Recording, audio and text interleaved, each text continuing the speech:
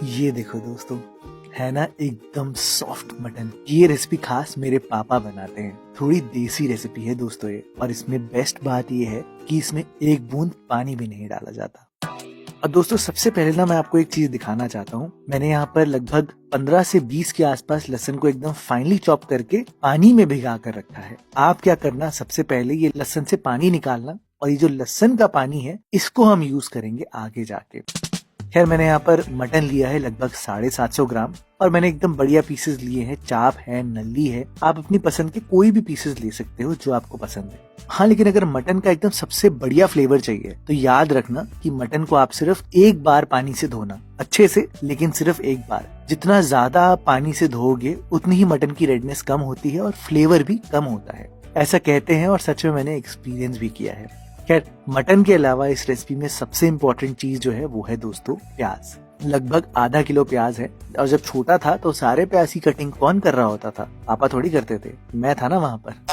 खैर आपने करना यह है कि बड़ी सी परात में जिसमें मटन डाला होगा उसमें ही आप यहाँ पर प्याज डालें। इस रेसिपी की खास बात यह है कि दोस्तों इसमें पिसे हुए मसाले ज्यादा नहीं डालते। पापा क्या करते थे, सिर्फ इसमें आधा चम्मच हल्दी डाली, 1 चम्मच लाल मिर्च पाउडर, 2 चम्मच धनिया पाउडर, थोड़ा सा भुना जीरा डाल दिया। उसके साथ साथ नमक ज्यादा डालते थे, लगभग 2 टीस्पून आप कह लो, और कलर अगर चाहिए तो 1 चम्मच कश्मीरी लाल मिर्च। इसमें कुछ भी पेस्ट नहीं डाला जाता। सारी अदरक चॉप करके डाली, इनफैक्ट धनिया भी थोड़ा चॉप करके डाल दिया डंठल के साथ। ऐसा नहीं कि सिर्फ पत्ते पत्ते डाले, और भर के वो जो लहसुन थी हमने छानी थी ना वो डाल दिया। उसके साथ साथ 3 से 4 हरी मिर्चें। अब सबसे इम्पोर्टेंट जो टेक्निकल पॉइंट है वो ये है कि आप यहाँ पर सारी चीजों को मिलाना, और ये जो प्याज है ना इनको देखना। हम यहाँ पर बिना पानी के इसलिए पका पा रहे हैं क्योंकि प्याज अपना पानी छोड़ेंगे। तो आप ये देखो, अभी प्याज थोड़े खड़े खड़े हैं ना, आप इनको सिर्फ 10 मिनट छोड़ोगे ना, 10 मिनट में ही ये प्याज ढलने लग जाएंगे और अपना पानी सही से छोड़ेंगे। ये कुकिंग का भी एकदम इम्पोर्टेंट पार्ट है, और इससे सच में टेक्सचर में भी फर्क आता है दोस्तों। ये देखो आप ढल गए ना प्याज। अच्छा अब फटाफट से चलते हैं कुकर में। आप यहाँ पर गैस ऑन करना, और सबसे पहले लगभग 150 ml तक सरसों का तेल डालना।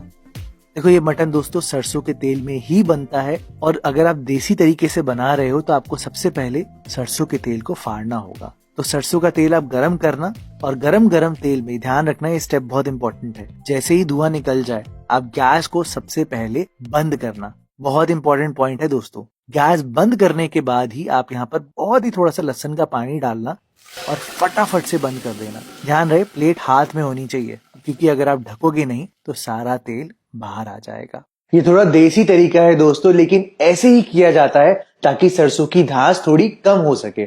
आप ये देखो अब सरसों का तेल। अब आपने गैस को ऑन करना है, और इसमें थोड़े खड़े मसाले डालने हैं। 1 चम्मच जीरा, आधा चम्मच तक सौंफ, 2 बड़ी इलायची, इसके साथ साथ 5 लौंग, 4 छोटी इलायची, 1 जावित्री के साथ 3 तेज पत्ता, और लगभग 4 से 5 सूखी लाल मिर्चें। इसी के ऊपर ही आप यहाँ पर अब मटन डाल देना, और अगर आप चाहते हो तो आप यहाँ पर 3 लहसुन की कलियां भी डाल देना। देखो दोस्तों इससे सच में स्वाद में बहुत फर्क आता है। थोड़ा देसी तरीका है तो स्वाद थोड़ा पंची तो होगा ही होगा। सबसे पहले आप गैस को हाई फ्लेम पर रखना, और यहाँ पर मटन और प्याज में हीट लेकर आना। गरम करना है पहले प्याज और मटन, तो 5 मिनट लगातार चलाते हुए पकाना। जैसे ही मटन हीट पकड़ ले, अब आपने गैस को लो फ्लेम पर करना है, और बस ढक्कन लगाकर आपको 10 से 15 मिनट पकाना है। देखो बीच में एक बार स्टर जरूर करना। स्टर करने से आपके प्याज जो गल रहे हैं वो भी पिसना शुरू करेंगे और पानी रिलीज करना शुरू करेंगे। तो मैंने लगभग 2 बार ऐसे ढक्कन खोल के स्टर किया है, और 15 मिनट के आसपास आप खुद ही देख सकते हो कि इससे कितना पानी रिलीज हो चुका है। दैट्स इट दोस्तों। इसीलिए आपको पानी डालने की जरूरत कहीं नहीं पड़ती, क्योंकि प्याज में ऑटोमेटिकली इतना पानी होता है, मटन में पानी है। ये जो हम भुनाई कर रहे हैं ना, यहीं पर सारा फ्लेवर डेवलप होता है। अच्छा खैर आप अब तब तक पकाना जब तक हल्का सा तेल अलग होना शुरू नहीं होता, तब तक आपने भुनाई करनी है।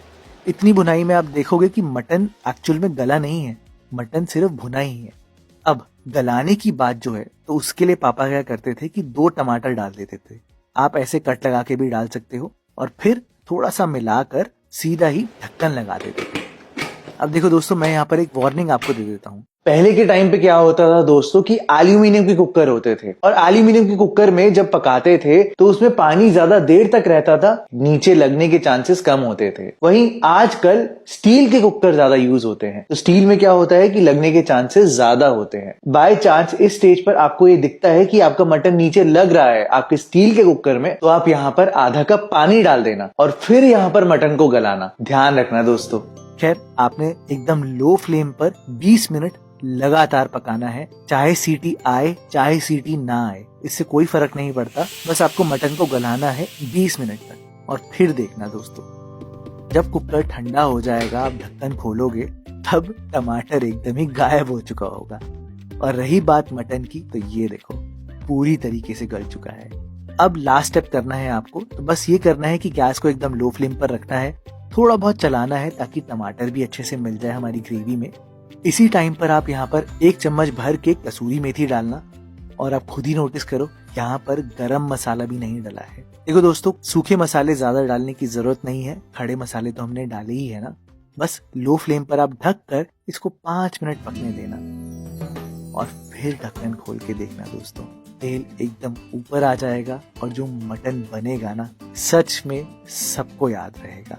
ये रेसिपी दोस्तों मेरे दिल के तो बहुत पास है। आप भी कोई भी पार्टी में बनाकर देखना, आपके घर में भी सबको बहुत ज्यादा पसंद आएगी।